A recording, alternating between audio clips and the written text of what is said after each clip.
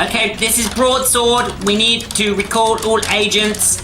Agent Bed, you need to come in now, please. Agent Bed. Agent Bed.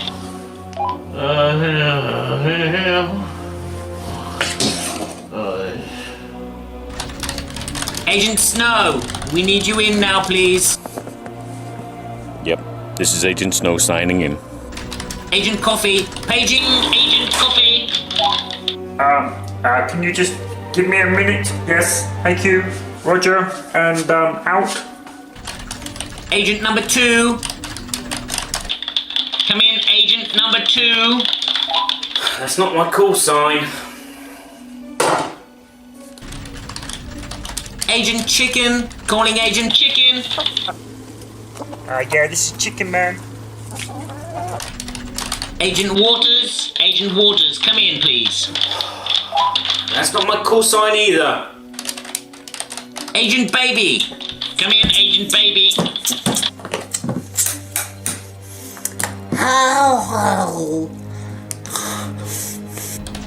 Agent Bat Bear, we need you, Bat Bear. Yeah, that's me. I'm coming in. Agent Smelly, calling Agent Smelly. Oh. What is it with you people?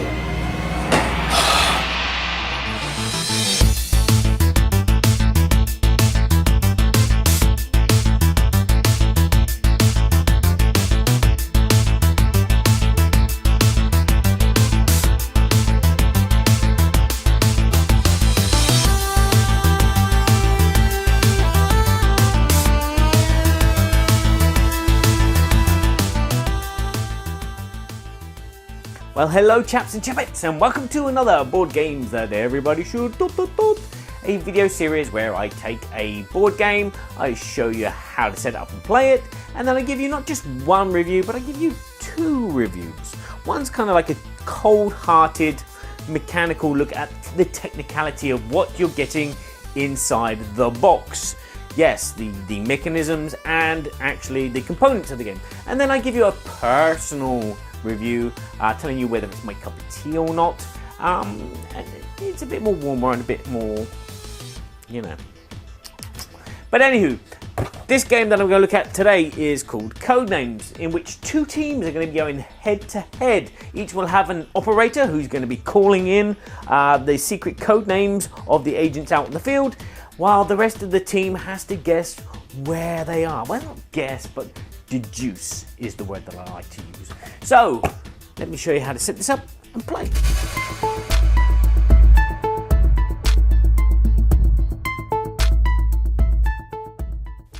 So the first thing you're going to need to do is divide your party up into 2 teams. One will be Team Spy Blue, and the other one will be Team Red Hand Gang Clan Spy team, or whatever you want to call it. But there'll be a blue team and a red team. And in those teams, you're going to need to pick a spy master, one player who's going to be intelligent enough to deliver some super clues which will help you find all your spies in the field.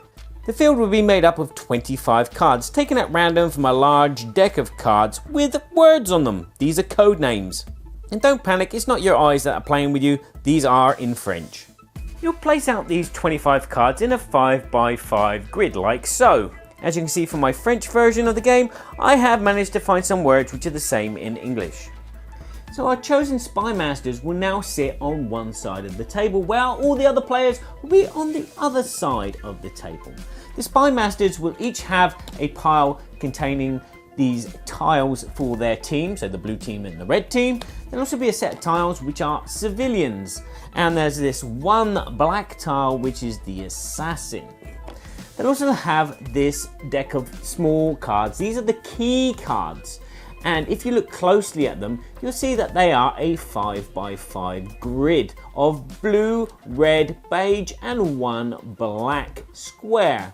This key card corresponds to your spies, the spies of the other team, the civilians and that one assassin. You'll randomly take one of these cards and hold it in this little stand so that only the spy masters can see, and you can put it in at any orientation that you wish.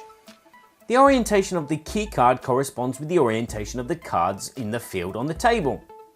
The blue lights on the edge of this card tell you that the blue team are going to be the starting team. The starting team also has one more spy to find extra than the other team.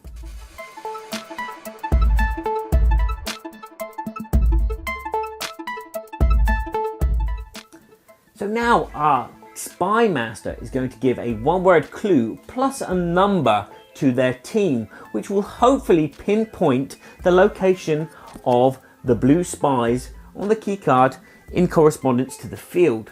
Now, this one word needs to be a word which is not on the field already or part of a word which is on the field, and the number corresponds to the amount of cards or code names which match. So you could say, for example, the blue spy master says the word music and the number 2. The blue team then discuss what word they think is their spy. One player will then be allocated the pointer and they will point to a card which they think it is. So they're going to point to radio. The spy master double checks the key reference card and he sees that it is one of his team and places one of his tokens on it, which means that, yay, we're nearly there. The blue team can continue searching for the second word or they can pass. They decide to continue looking and they go to the word note, as in a musical note. But this is unfortunately a civilian. If your team discovers a civilian or a spy of the other team, you instantly lose your turn and play passes to the other team. The red master spy says to his team, animal 3. The red team discuss and they go, okay, lion, which is correct. They then say kiwi, which is also correct. And then they say vampire, as in vampire bat, and that would be correct. The red team can continue and have another guess if they wish. Of course, this would be totally random because they have no basis of where their spies are going to be. So they pass and it goes back to the blue team. The blue master spy says diamond 1. Not very useful, but the blue team guesses at mine, which is correct. They can continue guessing because they had a clue from the last round and they didn't find the word, which was music.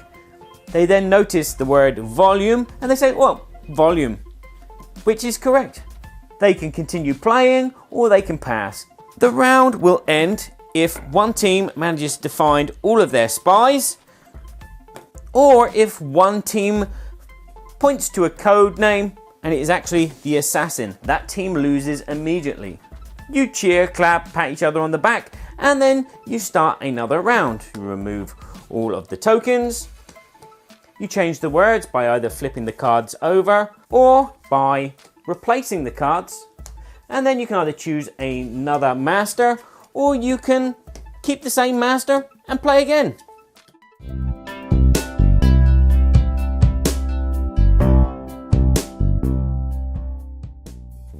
So let's conclude by saying that Codenames is a board game that everybody should have hidden in their cupboard like an undercover agent. Yes, this game is very universal and it's definitely a party style game, which I think should replace a lot of party style games that you have at home already. Now, before I get to my personal review, let's talk about the cold perspective of, you know, what are you getting for your money here? The game is a small box game. It's basically a bunch of cards and some tiles. The game is very unattractive. The artwork is just basically restricted to these tiles. Although cool looking, it's dull to look at the table. Again, the 200 odd cards with words on them are just plain cards. And the key cards they're simple, clear, and easy to use and help, you know, with the game, obviously. The rulebook does a good job of explaining the rules. It has nice layouts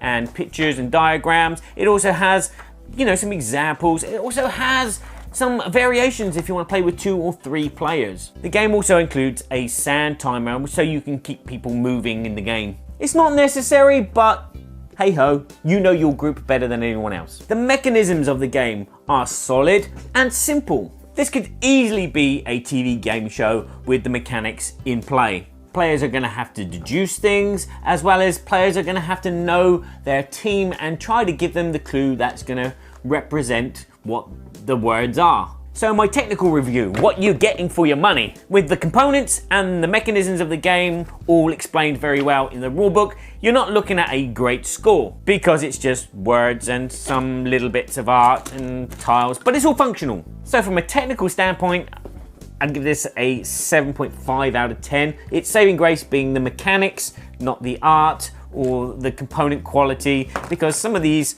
are starting to wear a little bit around the edges, and the cards, although sturdy, I can see being damaged as they are not really stored very well inside a box with baggies. So my personal rating for this game, well, yes, I've just said that I think it's not that good in component wise, but that doesn't take into account the fun that you have with this game. Although some people won't get this game and it will become annoying and frustrating. As simple as this game is, there are players that will have no imagination, or they'll be illiterate and they won't be able to give good clues and build tension. They just build frustration. Not to say that those games are annoying or boring or rubbish. They have their own humor as you insult them and try to egg them on to give you better clues instead of just one clue with just one word. Yes, the game is a very simple game to play, but it's a little bit of a bummer to master. You need to have a good imagination and find good chains in between words to give these super clues, which your team will just go, wow, and guess every single word in each turn.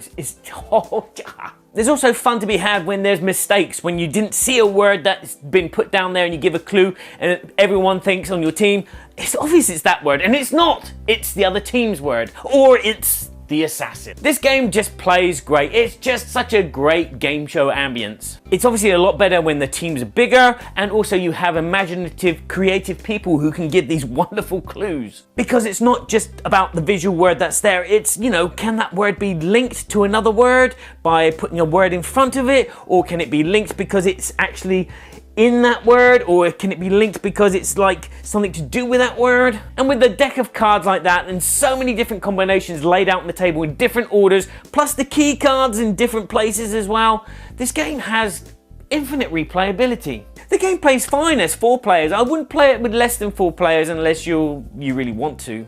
Having 2 teams, you know, we normally play with like partners, we have friends around, and that's it. We just have this real kind of like argument at the other partner and insult their intelligence, either for not coming up with good clues, or either for not thinking along the same train of thought as, you know, the clues that you're given. Yeah, so this game is great fun and there's lots of laughs to be had. Even if it is frustrating, there's still laughs to be had. You can play it for as long as you want. You can play several rounds. You can just play 1 round just to test it with friends. It's quick, it's portable, it's great at parties, especially if you're bored talking to your in-laws. It's not for kids, but don't worry, there are several other versions. There's a Marvel version, there's a Disney version, there's an adult version for adults with naughty words. There's also a version with pictures, and I have played this one, and I found it slightly harder because the images are not as easy to define as you'd think they are. So there you go, a great party game. Codenames. My score for this is a 9 out of 10. So if you combine my technical score with my personal score, you're going to get a score of 8.25. Definitely one of the better word party games out there, and you don't need to be word blind to play it. Yeah, that's also funny when you think the word says bread but actually says dead. So there you have it, Codenames. I'd like to say thank you very much for watching. I hope this video has pointed you in the right direction if this is a game for you or not. If you've enjoyed this video, give it a like. If you know someone that might appreciate this video, share it with them. And if you want to help support the show, get yourself a promo or get yourself entered into my monthly prize draw, you can go to my Patreon and throw a few pennies to me that way. So now I'll say ciao for now, and remember to please play nicely with each other. It's only a game. Just sitting at the table next to Felicia would be quite nice. Wouldn't it be good? I got some board games, I don't know how many. Just like they do on beer board games. Just sitting at the table.